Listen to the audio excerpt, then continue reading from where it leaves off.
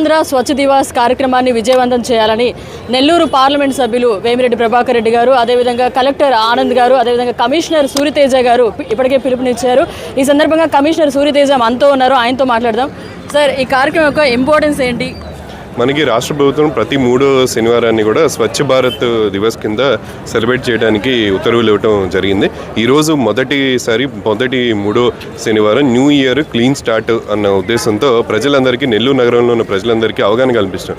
మనకి 300 టన్నుల చెత్త ప్రతిరోజు కూడా నెల్లూరు నగరంలో వస్తుంది. ప్రతి ఒక్కరి రెస్పాన్సిబిలిటీ రోడ్డు మీద వేయకుండా, చెత్త కలెక్ట్ చేసేటప్పుడు హోమ్కి వచ్చినప్పుడు వాళ్ళకి ఇది ఇవ్వటం కానీ, చెత్తను తగలబెట్టకుండా ఉండటం కానీ, ప్లాస్టిక్ వినియోగాన్ని తగ్గించడం కానీ, ఇవన్నిటి మీద అవగాహన కల్పించాలనే ఉద్దేశంతో ఈరోజు ర్యాలీ చేయడం జరిగింది. దీంట్లో అందరూ కూడా పార్టిసిపేట్ చేయడం జరిగింది. సో అందరికీ కూడా ధన్యవాదాలు తెలియజేస్తాం. చెత్త బండ్లు ఇంకా ఎక్కువ ప్రొవైడ్ చేసే అవకాశం ఏమైనా ఉందా సార్? అవన్నీ కూడా ఆల్రెడీ రిపేర్స్లో ఉన్నాయి, కూడా రిపేర్ చేయించడం జరిగింది.